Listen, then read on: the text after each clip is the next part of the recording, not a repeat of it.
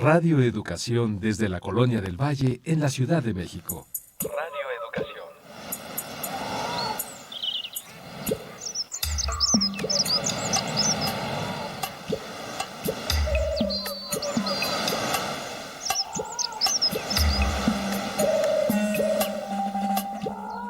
Todo lo que se ha dicho sobre las mujeres lo han dicho los hombres. Las mujeres en la historia no han hablado. Hay que hablar con ellas. Poulain de la Barre.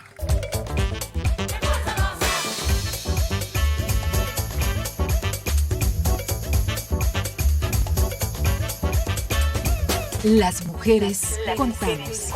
Contamos.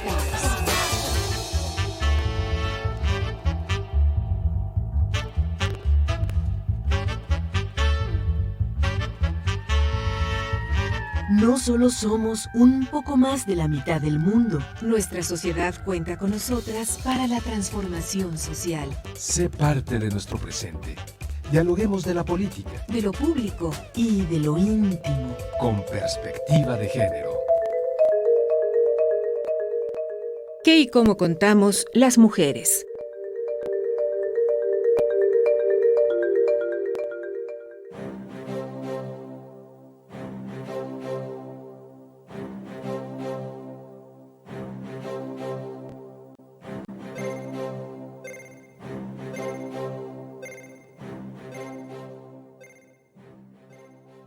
Las niñas y los niños no se tocan, no se violan, no se matan. Es la frase de un cartel virtual que ha sido ampliamente difundido en redes sociales. Sin embargo, en México, el 17% de las mujeres que dan a luz son madres adolescentes. La cifra que arroja el más reciente censo de población y vivienda es fría, porque no determina cuántas de esas menores quedaron embarazadas producto de violación. Lo cierto es que, si narráramos cada una de esas historias, encontraríamos que el abuso y las agresiones sexuales hacia menores se llevan a cabo, en la mayoría de los casos, dentro de casa o en el entorno más cercano.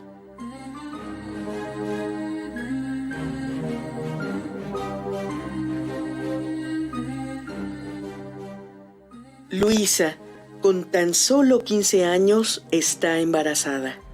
Tiene miedo de decir quién es el responsable.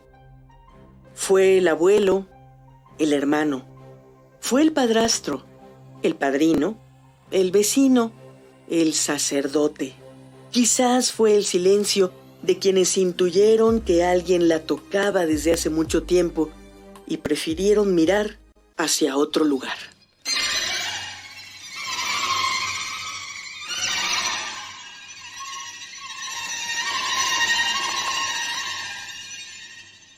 En la cuenta de los días, en 2020, el Fondo de Población de las Naciones Unidas presentó un cálculo de los costos socioeconómicos del embarazo adolescente y de la maternidad temprana, que van del abandono y rezago educativo a la inserción laboral en trabajos precarios. A estos deben sumarse los riesgos médicos de dar a luz y las implicaciones personales de asumir el rol de madre en esa etapa de la vida. Esta noche conversaremos sobre el embarazo en niñas y adolescentes, un problema en aumento, y damos la bienvenida a nuestra invitada. ¿Podrías presentarte para nuestras audiencias? Muy buenas noches. Muy buenas noches, soy Alba Adriana Jiménez Patlán y soy la directora de la Red por los Derechos Sexuales y Reproductivos en México, DDSER.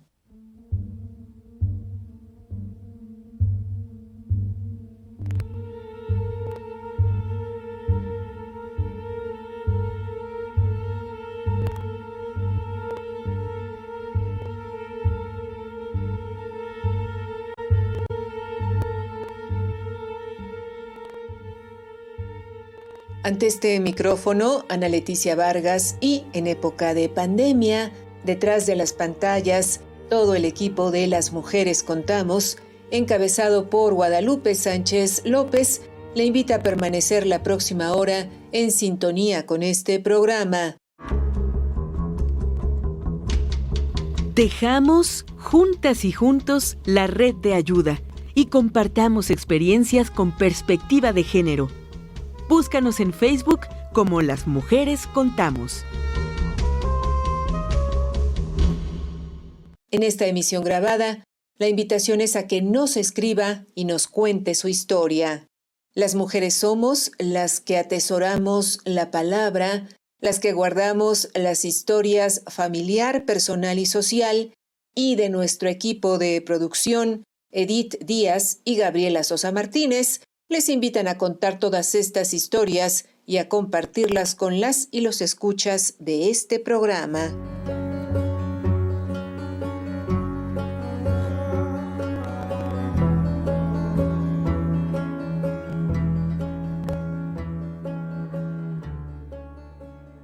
En esta emisión grabada de Las Mujeres Contamos, conversamos con nuestra invitada.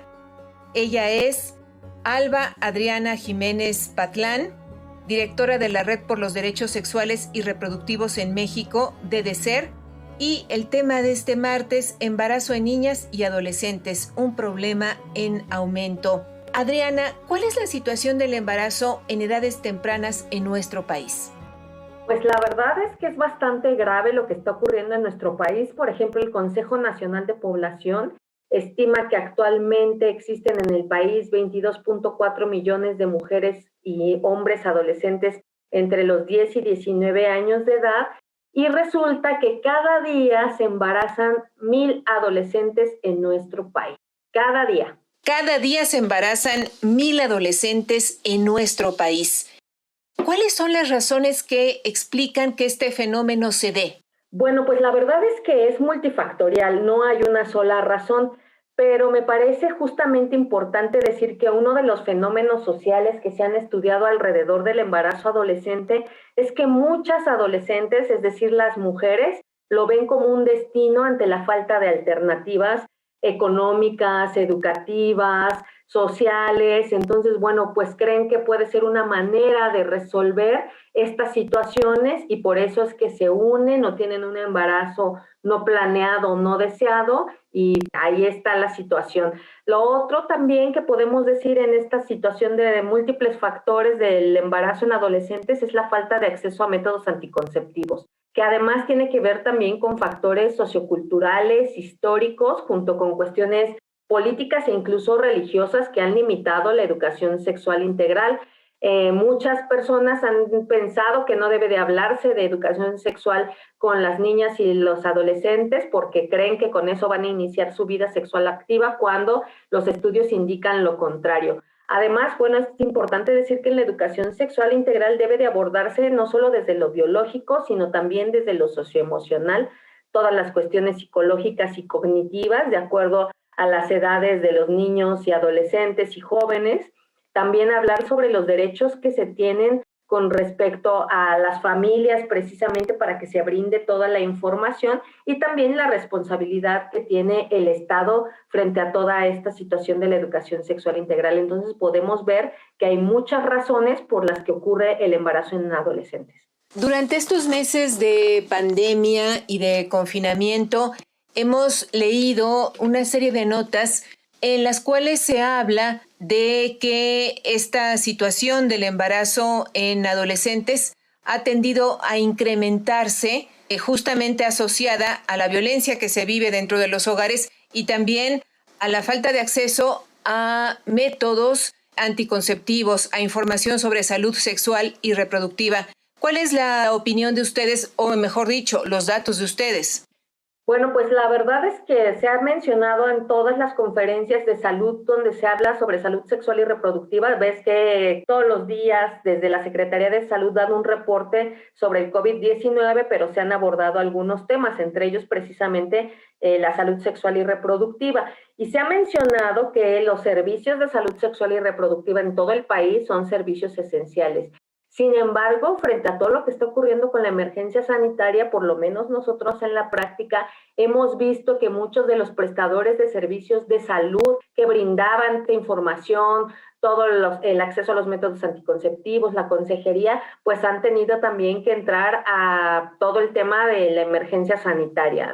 Recientemente hubo un informe de evaluación de la política de desarrollo social del 2020 del Coneval, donde se habla que las necesidades insatisfechas de anticoncepción podrían incrementarse hasta un 29.6% en un escenario moderado y hasta un 38.4% en un escenario pesimista a raíz de la contingencia sanitaria, lo que podría llevar a que hubieran 202,000 embarazos no planeados. O sea, son cifras que nos deben, desde luego, llamar la atención, llamar también a alarma, porque en ningún caso nos parece es conveniente que una niña, un adolescente que están en proceso de desarrollo en todos los sentidos, tengan pues la responsabilidad de atender a un pequeño que por distintas circunstancias, deseado o no deseado, llega a este mundo. En este sentido, y otra vez hablando de oportunidades desiguales, ¿por qué el embarazo en edades tempranas es una realidad tan arraigada en América Latina y el Caribe y no así en naciones que se consideran desarrolladas? Quiero decir, tú ya nos hablaste de que es un problema multifactorial, pero ¿cuáles son en todo caso los factores de protección que entran en juego en naciones donde esta situación no es lo común? Bueno, pues déjame ponerte en contexto también, justo acabas de hablar de América Latina y según el Banco Mundial, América Latina y el Caribe presenta las mayores tasas de embarazo en adolescentes, 72 nacimientos de cada 1,000 mujeres entre 15 y 19 años de edad son un embarazo de una niña o adolescente, es decir, que nos pone pues en el primer lugar de las regiones justamente y que esto además va en aumento. Una de las cosas que se habla también es que el 22% de las niñas y adolescentes inician su vida sexual antes de los 15 años, pero también es importante decir que este dato de antes de los 15 años nos habla de la violencia sexual que viven las niñas en América Latina y el Caribe, y bueno, desafortunadamente México no escapa de esta situación. Entonces es una cuestión que nos debe de ocupar porque justamente también el INEGI nos dice recientemente en los datos que sacó que el 60% de los delitos de violencia sexual se cometen en el hogar de la víctima.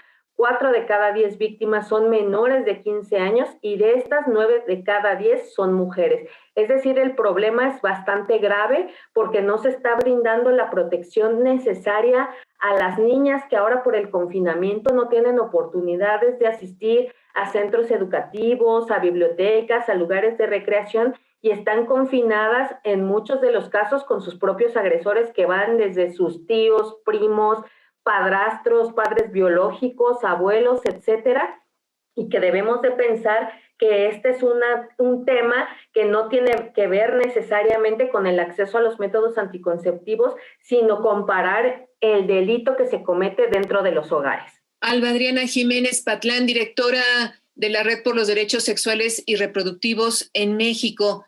¿Qué se está haciendo desde el Estado, desde la sociedad civil, para atender esta problemática, el de niñas, el de adolescentes que son agredidas dentro de los hogares y que en este momento, por las condiciones en las cuales vivimos, han perdido la protección de la escuela y de otras redes de apoyo sociales que pudieran tener? Bueno, pues nosotras desde sociedad civil lo que estamos haciendo es atender los casos que nos llegan. Déjame comentarte, Ana Leticia, que la Red por los Derechos Sexuales y Reproductivos en México, DDCER, es una red de mujeres que hacemos acompañamiento para el acceso al aborto legal y seguro y casos de violencia. Entonces, bueno, pues estamos en 15 estados del país donde hacemos este acompañamiento y nosotras lo que hacemos es precisamente los casos que nos llegan de niñas y adolescentes, poder canalizarlos a los servicios de salud para que sean atendidas bajo la norma oficial 046, donde precisamente se habla que las niñas entre 10 y 14 años y por supuesto las adolescentes y las mujeres pueden acceder al aborto legal por cuestión de violación. Lo otro también que, bueno, pues que hacemos en muchas de las situaciones es que además de atender esta situación del aborto legal, también hay que canalizarlas a los servicios, por ejemplo, de protección de niños, niñas y adolescentes, que en algunos estados funciona muy bien, en otros desafortunadamente no tanto, pero también tiene que ver con cómo hacemos para que esas niñas no regresen a los hogares donde se está cometiendo el delito de violación. Eso por parte de sociedad civil y particularmente de la organización donde colaboro. Lo otro es que desde el gobierno hay una estrategia nacional de prevención del embarazo en adolescentes que desde el sexenio pasado está funcionando y que ahora se está relanzando. Que de lo que se trata es que todas las instituciones del Estado se puedan coordinar en sus programas y acciones para cumplir con dos objetivos que tiene esta estrategia: disminuir el embarazo en adolescente y erradicar la violencia sexual en las niñas, para lograr que en el 2030 se reduzca el primero a la mitad y se elimine el embarazo en niñas. Entonces, bueno, hay un grupo nacional que se reúne de manera coordinada a nivel federal, pero esto se debe de replicar también en todos los estados y en todos los municipios. El asunto es que no ocurre de la mejor manera en todos los estados. Tenemos algunas compañeras que participan de manera activa en estos grupos que funcionan muy bien, Hidalgo, Tlaxcala, pero hay otros lugares, otros estados donde no está ocurriendo esta situación, como puede ser precisamente el Estado de México o en Chiapas o Guerrero, donde no dejan participar a organizaciones de la sociedad civil que hablan sobre derechos sexuales y reproductivos. Entonces, esta estrategia se va empujando, pero pues hay algunas resistencias, como te mencionaba al principio, que van desde lo político e ideológico, incluso religioso, que no permite que se vaya avanzando. Y lo otro es decirte que desde hace muchos años existen también servicios amigables en el sector salud que brindan consejería y métodos anticonceptivos en las distintas jurisdicciones. Sabemos que algunas están funcionando muy bien, que han podido, pese a toda la pandemia, poder seguir dando la información necesaria, pero también sabemos que no está tan fácil que los adolescentes o las personas jóvenes salgan de su casa para acudir a solicitar métodos anticonceptivos, por ejemplo, o en el caso de las niñas que ya hemos estado mencionando, pues lo que buscan no es un método anticonceptivo, sino que están confinadas con sus propios agresores y muchas veces las familias encubren a los agresores por todos estos secretos familiares que hay alrededor de la violencia. Entonces, bueno, pues es una de las cosas que hay que atender, tratar de entender que las familias deben de dejar de encubrir la violencia, estos secretos que ocurren. Varias cosas interesantes las que has dicho, ojalá podamos detenernos en algunas de ellas. Por ejemplo, de los casos de violencia sexual que se presentan hacia niñas y adolescentes en los hogares, ¿tienen idea de cuántos llegan finalmente a sociedad civil y o al Estado directamente? La verdad es que en realidad son pocos, o sea, aunque atendemos muchos para la infraestructura que tenemos, sí te puedo decir que por lo menos uno diario nos llega en cada estado, pero a veces mucho más. Pero no somos la única organización que atiende este tipo de casos. Hay muchas otras organizaciones, colectivas locales y organizaciones nacionales donde llegan estos casos. El problema es grave y el asunto es también cómo nosotras hemos logrado llegar porque la gente nos conoce en los lugares, o sea, se ha ido pasando la información de una mujer a otra del trabajo que hacemos o cuando estábamos de manera presencial en los distintos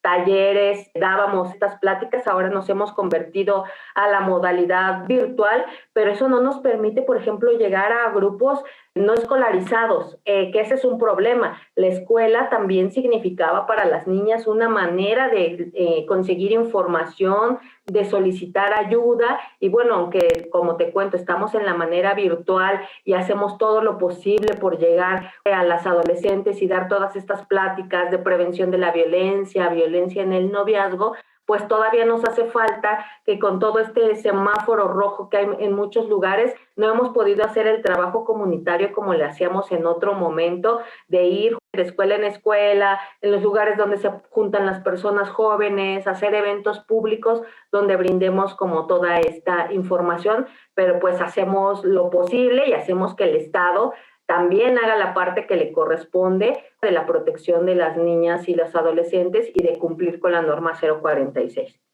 El tipo de acompañamiento que han podido dar en estos meses entonces es de carácter virtual, según entiendo, ¿es correcto? Así es, en la medida de lo posible así lo hacemos, porque tenemos mucha relación con las instituciones y te digo, pues las obligamos a hacer el trabajo que les corresponde. Entonces, nos buscan mucho por redes sociales, por el Facebook, nos dejan mensajes, por el Twitter, y es una manera donde nos llegan como muchos casos. También tenemos en algunos estados implementado el WhatsApp, donde nos llegan estas peticiones de solicitud de información o de apoyo, y es la manera como hemos venido hasta el momento realizando el trabajo que podemos hacer. Dinos, por favor, cómo entramos en contacto con la Red por los Derechos Sexuales y Reproductivos en México. Sí, tenemos un Facebook que así se llama, Red por los Derechos Sexuales y Reproductivos en México, así está, debe ser. El Twitter es @DDCer_, y bueno, en los estados de Oaxaca, Estado de México, Hidalgo, Tlaxcala, Puebla, Querétaro, etcétera, ahí tienen su propio Facebook nuestras compañeras en el estado, y es la manera en cómo nos hemos podido comunicar, al igual que por Twitter. Háblanos, por favor, de la importancia de denunciar casos de violencia sexual contra niñas y adolescentes, y desde luego de romper estos pactos de agresión o estos pactos de protección, mejor dicho, a los agresores dentro de las familias. Pues fíjate que nosotras hemos estado en muchos lugares diciéndole a las instituciones que las campañas no deben de estar dirigidas a las víctimas, porque las víctimas en este momento no pueden hablar porque están con sus agresores. Lo que tenemos que hacer es una campaña, como ha estado ocurriendo con la emergencia sanitaria, de cuando alguien escucha un caso de violencia, llame al 911. El 911 es un número de emergencia nacional donde se atienden casos de violencia y funcionan en todos los estados, pero no nos quedemos callados frente a la violencia. Si escuchamos un caso de golpes a una niña, de violencia sexual a una mujer, obviamente también a los niños. Eso es una manera de la que tenemos que poder hacernos. Además, las denuncias son anónimas, no te van a decir, ay, es el vecino que habló, no, son anónimas, pero es una manera de parar la violencia, de esos episodios, de saber que la comunidad, la colonia, el barrio, el fraccionamiento está pendiente de las cosas que pasan. Ese es un llamado, y que bueno, pues nosotros hemos tratado de que estas campañas así vayan dirigidas. También no ha ocurrido, pero no hemos dejado de pensar, y bueno, qué bueno que estamos hablando contigo, Ana Leticia, que la radio es muy importante, es un medio que mucha gente escucha, y que también tenemos que decir a través de este medio de comunicación todas las situaciones que debemos parar, y entre ellas es la violencia. Y te quiero contar también que esto es particularmente en el estado de Hidalgo, cuando se habla, por ejemplo, de mujeres o de jóvenes desaparecidas, cuando las encuentran. La Procuraduría nos ha estado diciendo que desaparecen porque tienen problemas en su casa, particularmente con sus madres, o que hay casos de violencia sexual, es decir, huyen de lo que está pasando en su casa. Y pues esa es la manera también en que debemos pensar que las familias deben de tener una comunicación mucho más democrática, de creerles a los niños, niñas y adolescentes cuando nos hablan de un caso de violencia, y de poder atender esas situaciones. Sabemos tampoco que no es tan fácil, que no es que se termine a la primera, que lleva todo un proceso que depende también de muchas situaciones económicas, sociales, etcétera, pero que es un buen comienzo escuchar a las niñas, a los niños y a las adolescentes. Como dices, muy importante escuchar y atender lo que nos dicen nuestras niñas, niños y adolescentes, y recordarles a nuestras audiencias o reiterar este mensaje de que ante cualquier caso de violencia sexual que detecten contra este grupo de población, pues recurran al 911. Ahora bien, Adriana, ¿qué protocolo de atención entra en operación una vez que se hace la denuncia de agresión sexual contra niñas, niños y o adolescentes? Bueno, pues definitivamente hay un sistema de protección de niños, niñas y adolescentes en cada estado. Este puede tomar la tutela de los niños y las niñas cuando sean como casos graves. También los sistemas de desarrollo integral para la familia debe de estar al pendiente de todas estas situaciones y de dar seguimiento a los casos. Y en los casos mucho más graves, bueno, pues retomar la tutela y resguardarlos bajo su integridad, y que las personas adultas atiendan los problemas que se tienen para casos de violencia. Pero creo que también es muy importante decir, y también lo hemos hablado en muchos lugares, que cada vez más los hombres deben de tomar conciencia de no ejercer la violencia, porque nosotras hemos dado muchos talleres, a eso nos dedicamos desde las organizaciones sociales, el movimiento feminista, e instituciones como las instancias de las mujeres, etcétera, ¿no? Pero también necesitamos saber qué es lo que está pasando con el tema de los hombres, porque ellos son quienes ejercen la violencia. Entonces, también las campañas a nivel estatal y federal deben de estar dirigidos no a las víctimas, sino a quienes cometen la violencia. Y bueno, pues saber que decirles desde muy pequeños a nuestros hijos que la violencia es un delito y que como tal, bueno, pues no debe de cometerse y debe de tener pues una sanción social, y ojalá que no llegara, pero pues no en todos otros casos una sanción punitiva como puede ser la cárcel. Entonces también esa es la reflexión que hay que hacer con los hombres, que el cuerpo de las mujeres no les pertenece. Acabamos de pasar por el 14 de febrero y ha habido en las redes, y me da muchísimo gusto escuchar a un montón de mujeres jóvenes hablar de quitarle los mitos del amor romántico, de hablar precisamente que el amor no duele, no te pega, no te maltrata, que debe de ser una construcción entre pares, y que bueno, que toda esa reflexión tenemos también que transformarla en una mejor vida para las niñas y las mujeres en este tiempo presente y futuro. Adriana, los casos de violencia sexual contra niñas, niños y adolescentes que se reportan, ¿qué porcentaje son realmente atendidos? Quiero decir, ¿los agresores son castigados y en qué medida se quedan los casos en la impunidad?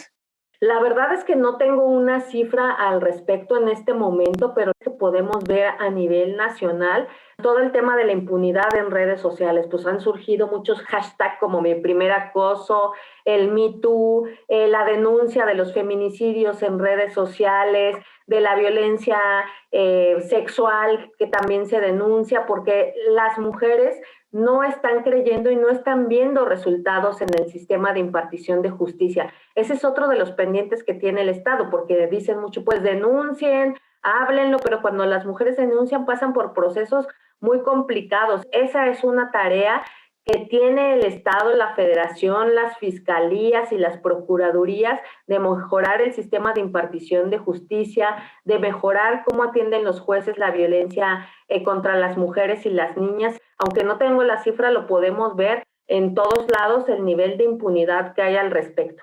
Adriana, y deteniéndonos un momento en el tema de la salud sexual y reproductiva, ¿tenemos ya elementos que nos permitan saber desde dónde y con qué herramientas este sector de la población, quiero decir niñas y adolescentes, toman decisiones sobre su sexualidad?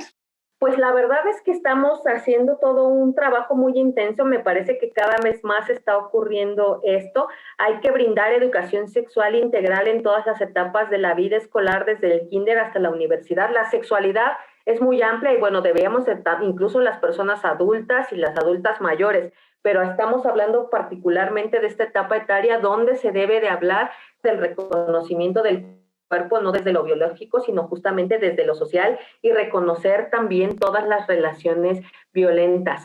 Hay que transformar toda esta situación, pero también permitir desde las escuelas, porque también de repente nos encontramos con mucha resistencia de las escuelas de hablar de métodos anticonceptivos, por ejemplo. Nosotras hemos tenido proyectos en comunidades como Oaxaca, Chiapas y Guerrero, donde damos estos temas y talleres, y lo que hacemos es hacer una estrategia integral. No solamente la educación sexual integral va dedicada a las niñas y adolescentes, sino que los padres deben de saber qué temas estamos hablando con ellos, que se involucren, que no cuando los vean llegar con un condón significa que están teniendo relaciones sexuales, sino que están teniendo información para retardarlas o para estar preparados cuando sea el momento correcto, y también con las autoridades municipales, que deben de estar como muy involucradas en lo que pasa porque dejamos de lado también este nivel municipal, en el que también deben de estar involucradas las autoridades a través de los centros escolares, centros educativos, bibliotecas, etcétera, para poder brindar la información necesaria. Entonces, recordar que es una tarea de todas las personas, de todas las familias, de todo el Estado, para poder en algún momento erradicar la violencia sexual contra las niñas y prevenir el embarazo en adolescentes. ¿Qué nos podrías comentar sobre los servicios públicos de salud sexual y reproductiva disponibles para niñas y adolescentes, sobre todo en la etapa previa a la pandemia? ¿Acudían a ellos? ¿Encontraban ahí la orientación necesaria para tomar decisiones informadas?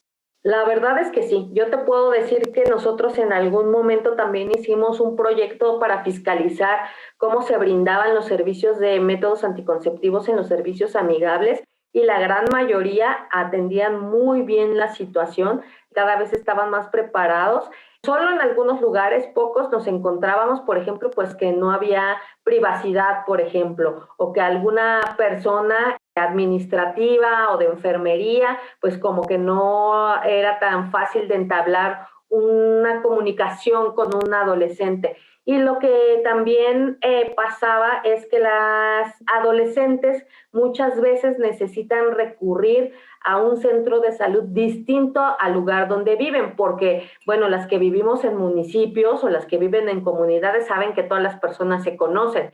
Entonces, muchas veces la enfermera puede ser amiga o comadre de la mamá y decir que, pues, la niña, la adolescente más bien o joven, estaba acudiendo a solicitar información. Entonces, muchas veces veíamos que se cambiaban de jurisdicción o de clínica, pues precisamente para no encontrarse a alguien conocido. Entonces ahí nos hablaba del tema de la privacidad, pero los métodos anticonceptivos llegaban bien, se brindaba la consejería. Entonces creo que era uno de los buenos avances que se tenía en política pública. Desafortunadamente ahora sabemos, porque bueno, nosotros, como te digo, hacemos canalizaciones a las instituciones y entre ellas están las del sector salud, pues muchas de las personas del personal operativo tuvo que reconvertirse a servicios de COVID para atender la emergencia sanitaria.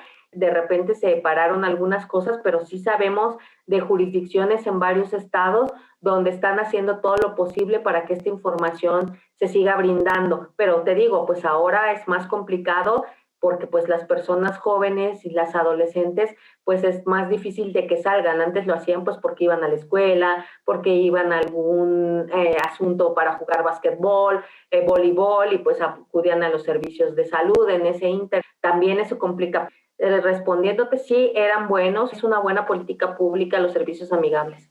En caso de los embarazos a temprana edad, ¿qué posibilidades reales se tiene de optar por la interrupción legal del embarazo? Estamos hablando de niñas y adolescentes. Hay una posibilidad real, volvemos al tema de la norma 046, ahí se establece que las niñas de 10 a 14 años pueden acudir a los servicios de salud para solicitar el aborto sin la compañía de una persona adulta. Y esto tiene de fondo lo que hemos hablado a lo largo de esta entrevista, Ana Leticia, de que saben que los agresores están en su propia casa. Por eso es que esta norma 046 permite que las niñas puedan acudir a los servicios sin alguien que las represente como en otro momento y sin que hagan su denuncia ante el Ministerio Público. Solamente acudirlo, solicitar el servicio y eso, ¿no? Lo otro es que también está reglamentado bajo la ley de víctimas esta misma situación de las adolescentes, como la violencia sexual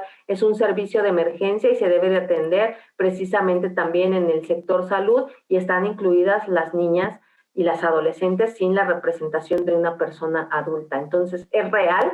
Por eso es que nosotros seguimos en redes sociales informando todo esto, que es muy importante que ubiquen a su colectiva feminista de confianza, a las organizaciones sociales que se dedican a esto, a alguna línea telefónica, porque hay muchas que nos dedicamos a hacer precisamente este acompañamiento o dar esta información para que sepan dónde pueden acudir. En esta emisión grabada de Las Mujeres Contamos, conversamos con Alba Adriana Jiménez Patlán, directora de la Red por los Derechos Sexuales y Reproductivos en México, de DESER, sobre el embarazo en niñas y adolescentes, un problema en aumento. Se ocultaba en los pilares de los viejos pasadizos para esconder al hijo que pronto le iba a llegar. Fue difícil esconder en un pobre delantal los 3 meses de más. Y salía del colegio con un 7 en la libreta y en el vientre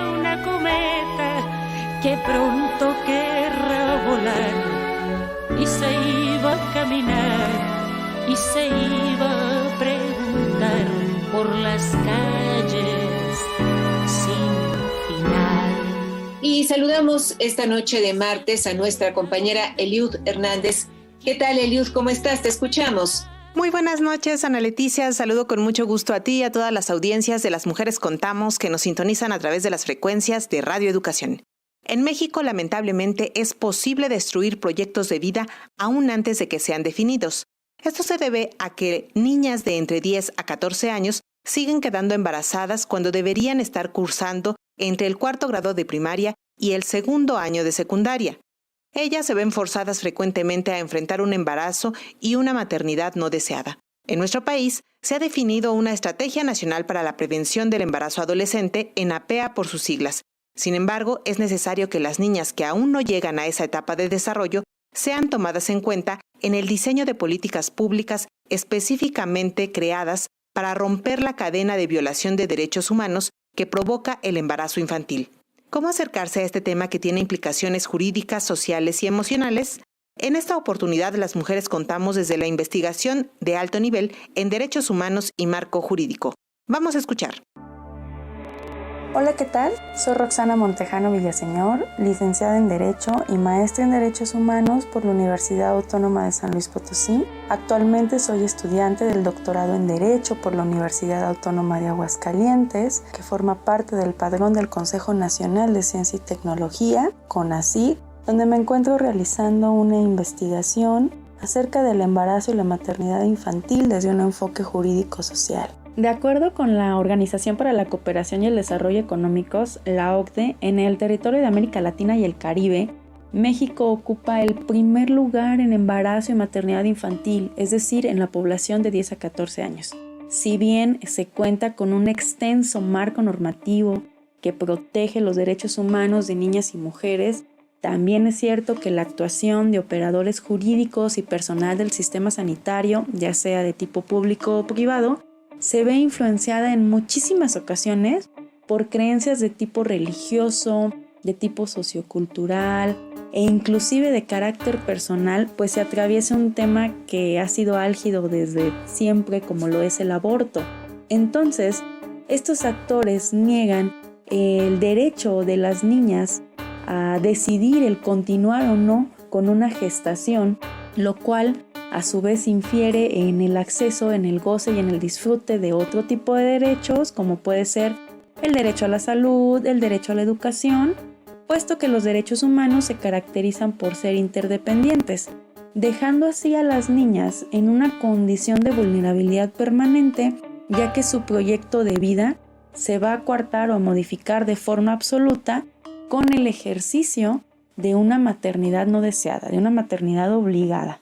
Si bien México, a través de la Estrategia Nacional para la Prevención del Embarazo en Adolescentes, ha intentado erradicar esta problemática, desde la investigación que me encuentro realizando y a punto de finalizar, considero pertinente que se diseñe una política pública específica para la población de niñas de 10 a 14 años y que además este diseño sea con base en estándares internacionales, específicamente en materia de derechos humanos, ya que ENAPEA pues sí tiene un enfoque mayoritariamente para la población de adolescentes y jóvenes de 15 a 19 años. Parte de nuestra responsabilidad como mujeres es allanarles el camino a quienes vienen detrás nuestro, promover la autonomía y el empoderamiento de las niñas, porque la construcción de un mundo mejor para ellas es un mundo mejor para todas las personas. Les invito a leer el artículo de mi autoría que se denomina Embarazo y maternidad infantil en México, Derechos Humanos en Riesgo. Lo pueden googlear y automáticamente les van a mandar los enlaces. Este artículo fue publicado en la revista Política y Cultura de la Universidad Autónoma Metropolitana, Unidad Xochimilco.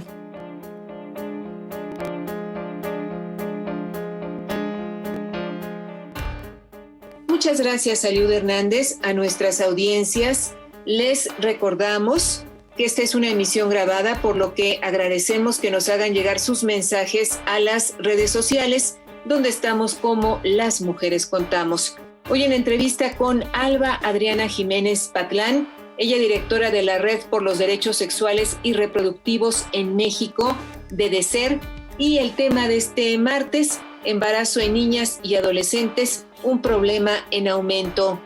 Adriana, ¿cuáles son las implicaciones socioeconómicas de que se acceda a la maternidad en edades tempranas? Bueno, pues una de las cosas que pasa cuando hay embarazo en adolescentes es que se merma la calidad de acceso a oportunidades económicas. Un poco hablábamos de la deserción escolar y de cómo desafortunadamente en muchos casos, por estas cuestiones del abandono de la escuela y de tener que mantener a otro niño o niña, las adolescentes acceden a oportunidades laborales que tienen que ver mucho más con la explotación porque no tienen acceso a la seguridad social o a un empleo digno o a alguien que le dé condiciones económicas que le permitan seguir sus estudios.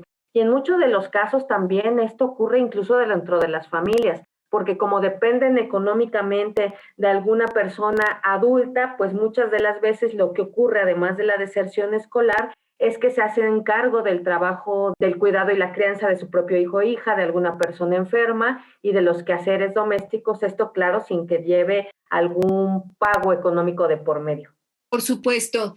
Entonces, una niña o un adolescente que es madre, lo más seguro es que termine por abandonar la escuela y con ello reduce sus posibilidades de desarrollo educativo y, por supuesto, laboral. Adriana, ¿en qué condiciones suelen vivir las adolescentes madres o las niñas madres y con el apoyo económico y afectivo de quién o de quiénes?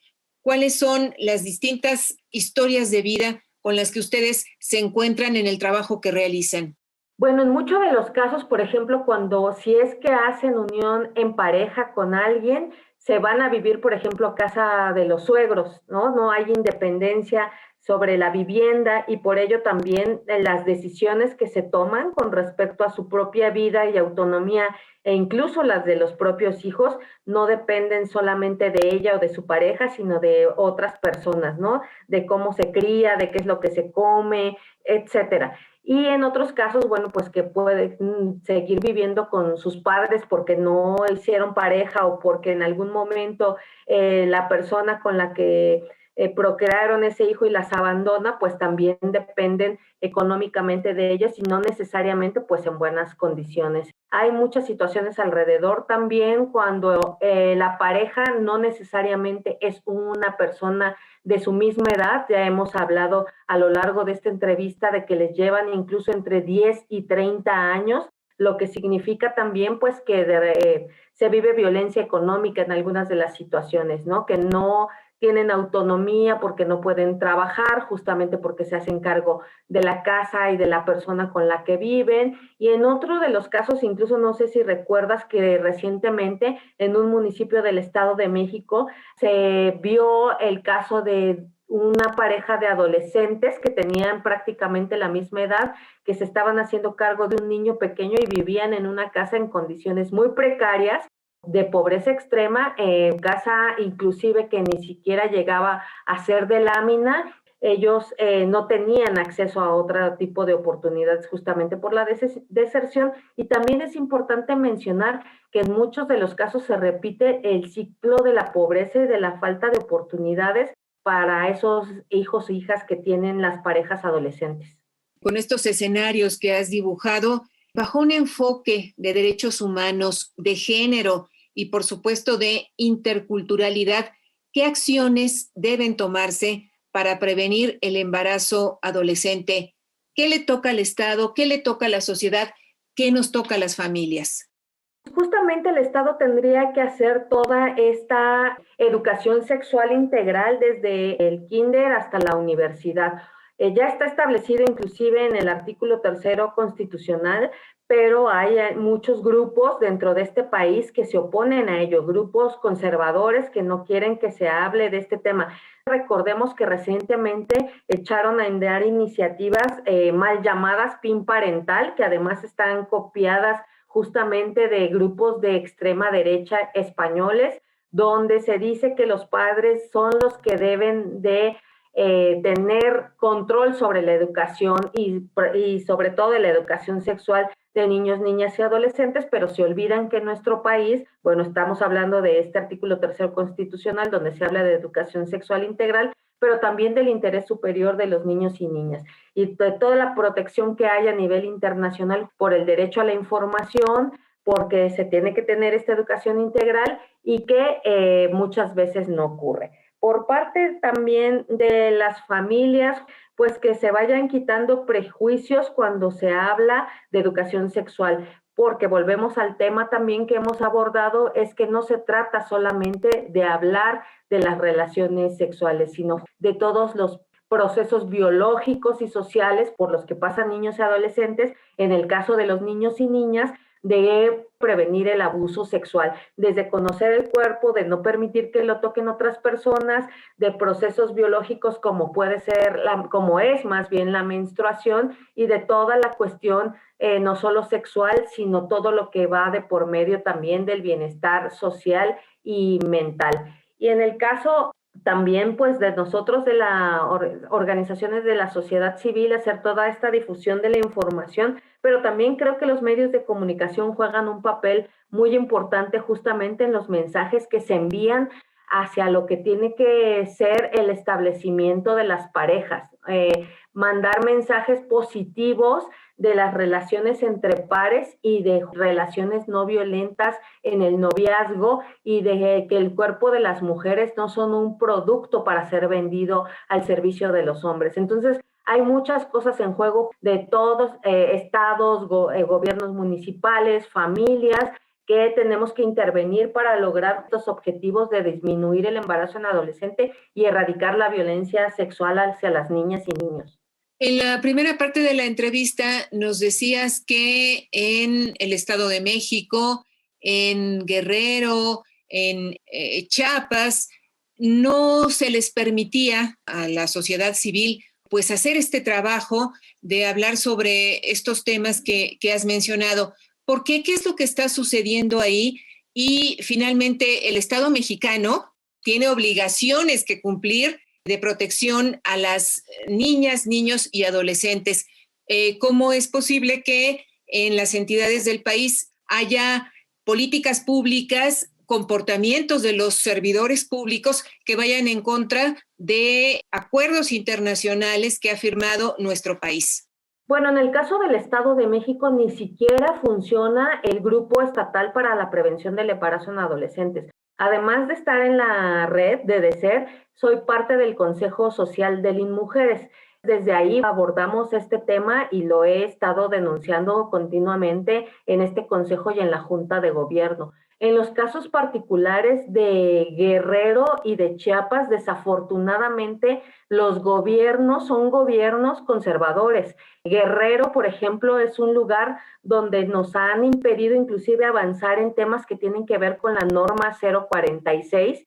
Hubo un momento inclusive un poco ríspido con la Secretaría de Salud cuando los estábamos capacitando un grupo de organizaciones donde no nos permitieron hablar sobre la norma 046 al personal de salud. Inclusive, bueno, se vieron incluso amenazados muchos médicos que en algún momento mencionaron que ellos sí aplicaban el tema del aborto legal y hubo, pues te digo, algún problema. No nos permitieron seguir con la capacitación porque sabemos que la esposa del gobernador en el estado de Guerrero forma parte de estos grupos conservadores mal llamados pro vida, que nosotros decimos son antiderechos de las mujeres y que por eso, bueno, no se nos permite. En el caso de Chiapas es un poco la misma situación, es un gobierno en el que realmente ha sido muy difícil poder avanzar en alguno de los temas.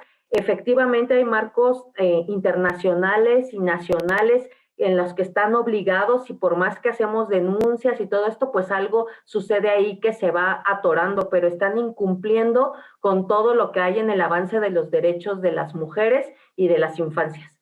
Gracias por hacer esta puntualización, Adriana.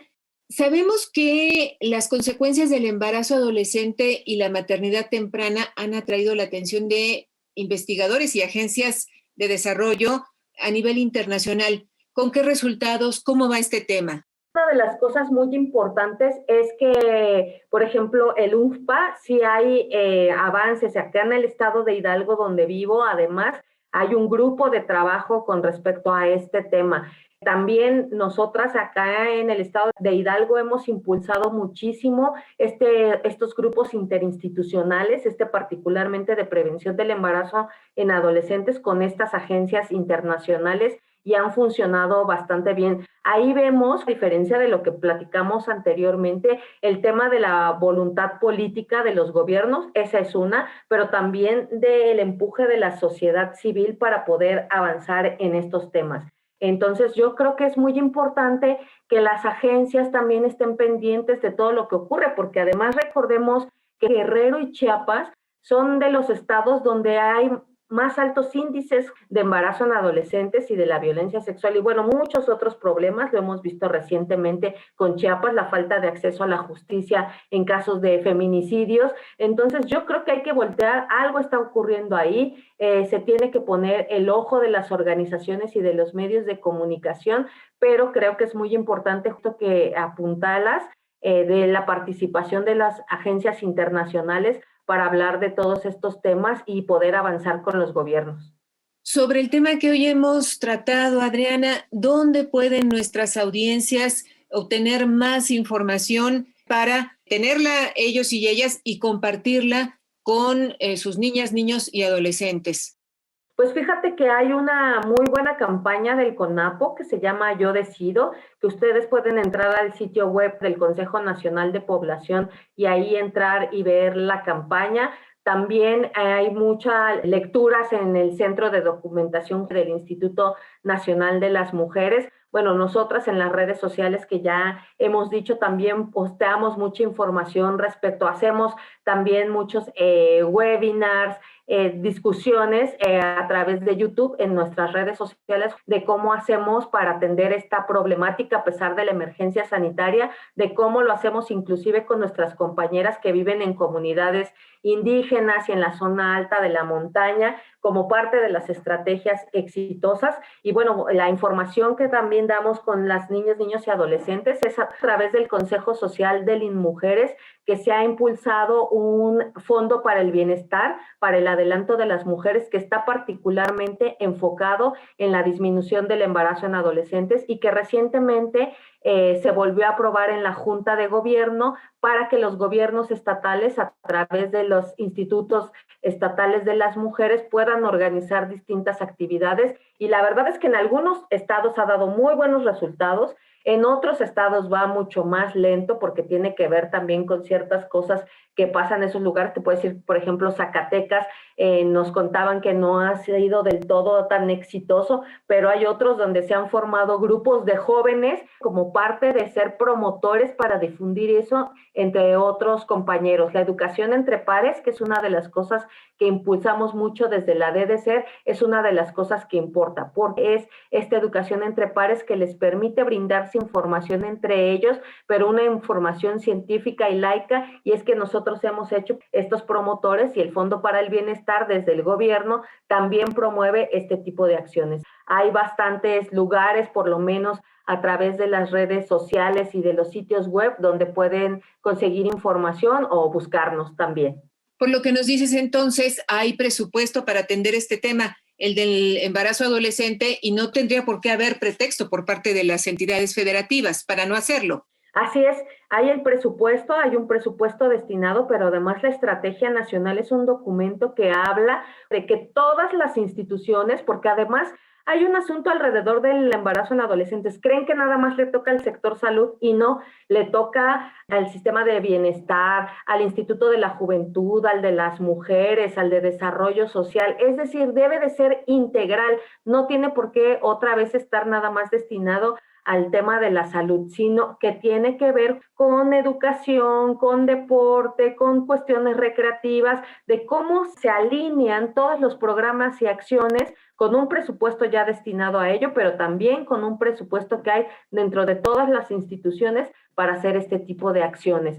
Entonces, pues sí, no hay pretextos, pero también yo creo que la sociedad tenemos que poner de nuestra parte, de permitir y de establecer los diálogos que tanto hemos hablado durante este programa con nuestros niños, niñas y adolescentes, que nos permita saber también qué está pasando y qué sienten alrededor de lo que va ocurriendo en sus cuerpos y en sus sentimientos, en sus pensares.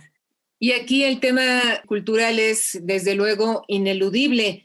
¿Qué tenemos que cambiar sobre las creencias que tenemos, los mandatos con los cuales crecemos y educamos, para ir derribando todas las condiciones que propician el embarazo adolescente, Adriana? Pues yo creo que el primero y el más importante, recordarnos que los niños, las niñas y los adolescentes tienen derechos, que son personas que no por tener cierta edad no tengan una capacidad de voz y de solicitar ciertas cosas que van pasando. Entonces eso lo tenemos que recordar todas las personas, que hay un avance en esta materia a nivel internacional y legal, pero que también eso pasa por lo que pensamos las sociedades, de escucharlos cada vez más, de saber qué necesitan, pero de saber que además esto está sustentado y que debemos de respetar sus derechos. No los debemos de ver ya como menores de edad, sino como sujetos de derechos, y que esta protección de las garantías se lo debemos dar desde las familias y por supuesto el Estado. Estamos en la parte final de esta entrevista. ¿Algo que quieras agregar antes de despedirnos? Pues agradecerte muchísimo la entrevista, Ana Leticia, decirles que estamos nuevamente a través de las redes sociales, en Facebook como la Red por los Derechos Sexuales y Reproductivos, estamos en Twitter como @DDCer_, ahí nos pueden hacer preguntas, escribirnos, solicitar información, y muy importante recordarnos, como lo dije anteriormente, que niños, niñas y adolescentes tienen derechos, que los dejemos de ver como algo que estaba ahí prácticamente parecido a un mueble. Recordemos nosotros mismos cómo crecimos en nuestras infancias, eso se ha ido transformando y justamente se debe de transformar para tener sociedades mejores. Pues agradecemos mucho a nuestra invitada, Alba Adriana Jiménez Patlán, directora de la Red por los Derechos Sexuales y Reproductivos en México, DDCer, su participación en Las Mujeres Contamos, y nos despedimos. Muy buenas noches. Muchas gracias, Ana Leticia. Buenas noches.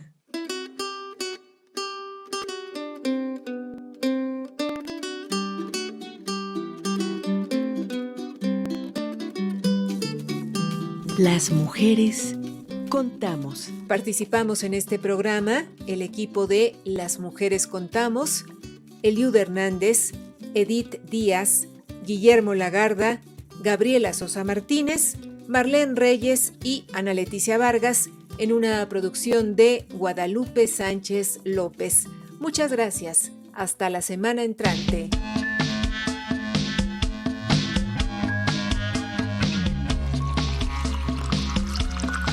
Las mujeres tenemos historia. Contarla es parte de la construcción de un futuro con equidad. Desde la Ciudad de México, 1060 kHz en amplitud modulada. Radio Educación. Las mujeres contamos. Las mujeres contamos.